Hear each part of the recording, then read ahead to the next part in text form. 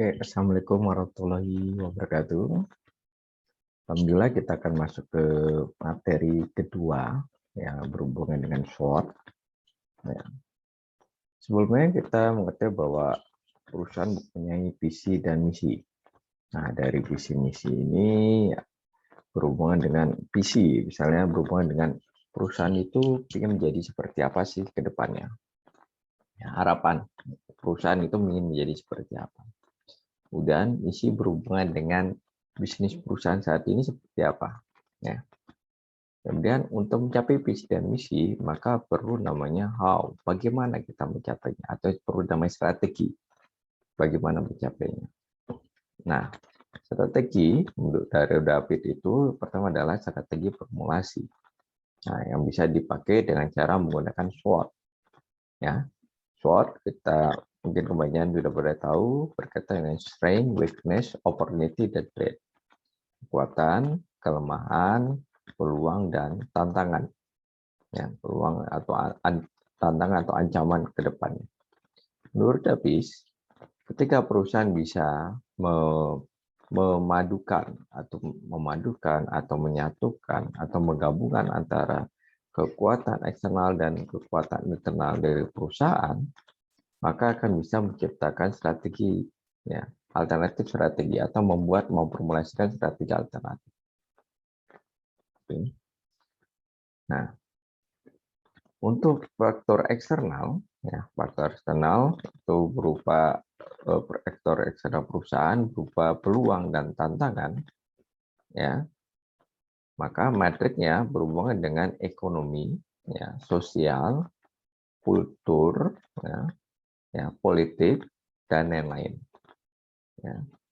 Bagaimana ya matrik evaluasi yang berhubungan dengan eksternal, ya, berhubungan dengan peluang dan tantangan. Kemudian kalau internal, ya, internal itu berhubungan dengan kekuatan dan kelemahan yang dimiliki oleh perusahaan. Nah, kekuatan dan kelemahan bagaimana perusahaan bisa melakukan, ya, mengevaluasi, ya, mengambil kesimpulan dan mengevaluasi berkaitan dengan kekuatan dan kelemahan perusahaan saat ini. Yang berhubungan dengan manajemen, berhubungan dengan marketing, berhubungan dengan kekuatan keuangan atau kelemahan keuangan, berhubungan dengan produk, ya berhubungan dengan riset, dan berhubungan dengan teknologi yang dimiliki oleh perusahaan. Mana dari yang tadi itu, ya, adalah kekuatan perusahaan, dan mana juga yang adalah kelemahan dari sebuah perusahaan. Nah, bagaimana cara mengukurnya? Nah, cara mengukurnya yang bisa dilakukan adalah cara melakukan, ya, ada tahapan-tahapan. Yang pertama adalah buat daftar, ya, list. Kita buat daftar perusahaan, membuat daftar internal dan eksternal utama dari perusahaan, ya. Bisa 10 atau 20 faktor, semakin banyak semakin baik. Kemudian setelah itu tetapkan bobot, ya. Bobot yang berkisar antara 0, ya, itu sangat tidak penting, kemudian menjadi 1. Itu penting untuk setiap faktor. Kemudian tahap ketiga adalah tetapkan peringkat dari 1 ke 4 untuk mengidentifikasikan setiap faktor. Untuk menunjukkan apakah faktor itu mewakili dari kelemahan peringkat 1, ya, paling lemah, menurut peringkat 2, ya, kelemahannya adalah kelemahan kecil, kemudian peringkat ketiga, dan kemudian peringkat 4. Jadi 1 sampai 4. 1 berarti yang paling lemah, ya, kemudian keempat adalah yang paling kuat. Kemudian setelah itu kalikan bobot masing-masing faktor dengan peringkatnya, ya, untuk menentukan skor tertimbang. Setelah itu jumlahkan skor terimbang untuk setiap variabel untuk menentukan total skor timbang untuk organisasi. Oke, kalau kita bisa lihat contohnya di sini, ya, ada kita buat daftar dulu faktor-faktor internal atau eksternalnya, kemudian kita buat bobotnya, bobot yang berkisar dari 0,0, ya, dan hingga 1. Kemudian kita buat ratingnya, ya, 1 sampai 4. Nah, kemudian kita kalikan. Nah, ini jadi. Oke, baik. Setelah itu kita buat dulu, kemudian adalah SWOT matrix. Pertama buat daftar peluang eksternal, ya, perusahaan. Kemudian buat daftar ancaman, ya, ancamannya. Kemudian kita buat daftar kekuatannya. Kemudian buat daftar kelemahan. Ya, kita buat dulu ya, dari peluang, ancaman, kekuatan, dan kelemahan. Kemudian cocokkan kekuatan internal dengan peluang eksternal. Ya, kemudian catat dari strategi SO. Strateginya itu strength dan opportunity. Ya, jadi ada kekuatan, ya, berhubungan dengan dan peluang. Ya, soal itu hubungan antara kelemahan dengan peluang. Ya, jadi yang tadi adalah nomor 5 tadi adalah kekuatan dan peluang.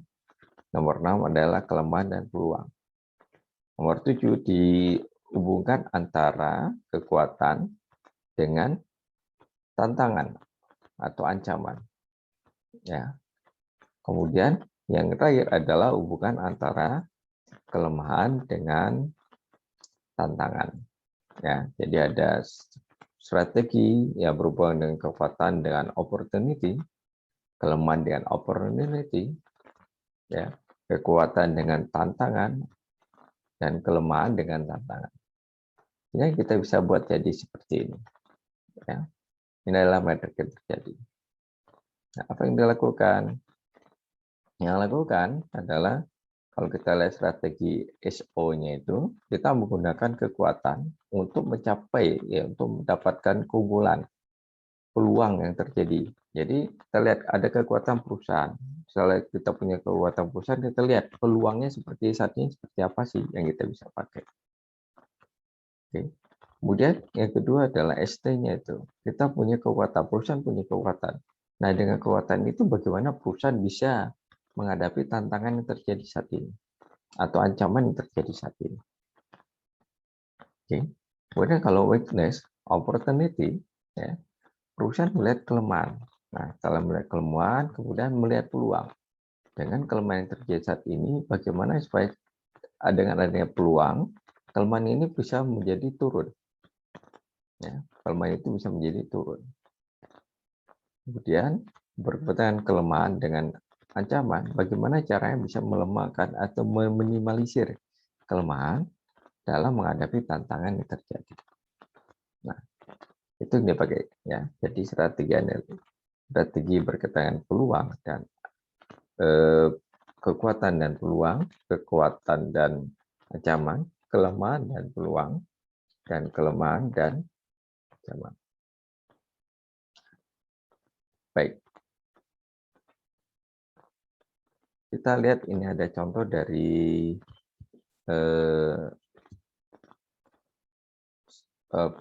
SWOT, ya, SWOT dilakukan oleh, ya, UK Power Generator. Kita lihat ada seringnya, ada weakness-nya, ada opportunity-nya, dan ada juga threat. Ya, nanti bisa lihat. Oke. Nah, apa kesimpulannya? Kesimpulan yang bisa dicapai dari kesimpulan yang bisa kita dapat, pertama adalah visi dan misi itu berfungsi sebagai arah yang harus dicapai oleh organisasi. Ya, jadi dengan ada visi misi, perusahaan tahu dia akan menuju kemana. Nah, sehingga tanpa visi dan misi, maka perusahaan akan sulit untuk memfokuskan organisasinya akan menuju kemana, atau memfokuskan usahanya menuju kemana. Sehingga perusahaan juga tidak tahu apakah dia berhasil atau tidak tanpa adanya visi dan misi. Nah, strategi itu menunjukkan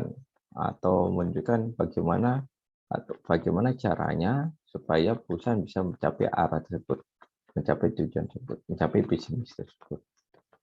Oke. Meningkatnya turbulensi di pasar industri di seluruh dunia berarti penilaian eksternal terhadap lingkungan telah menjadi bagian efisien dan vital dari proses manajemen strategis.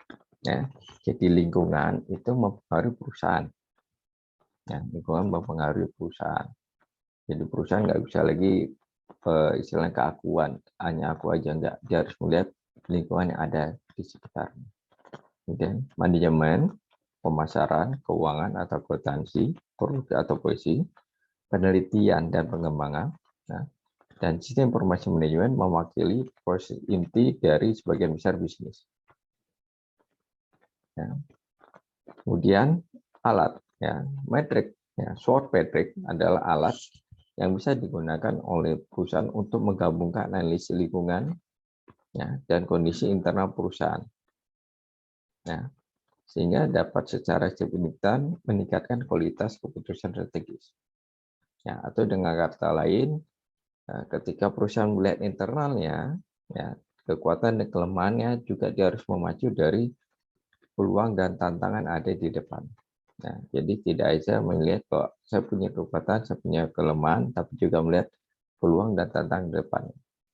Nah, sehingga seperti tadi kita lihat dengan ada kekuatan, apakah dengan kekuatan itu bisa ngambil peluang yang ada, ya, atau dengan kekuatan dia bisa menghadapi tantangan yang ada, ya, dan atau dengan kelemahan dia bisa dengan punya kelemahannya dia lihat, oke, saya punya kelemahan ini, ke depannya dengan ada peluang, apakah kelemahan ini bisa berkurang atau tidak, ya, atau bagaimana dengan ada kelemahan ini minimalisir ke kelemahan, ya, atau kelemahannya sehingga dia bisa menghadapi tantangan yang ada ke depan.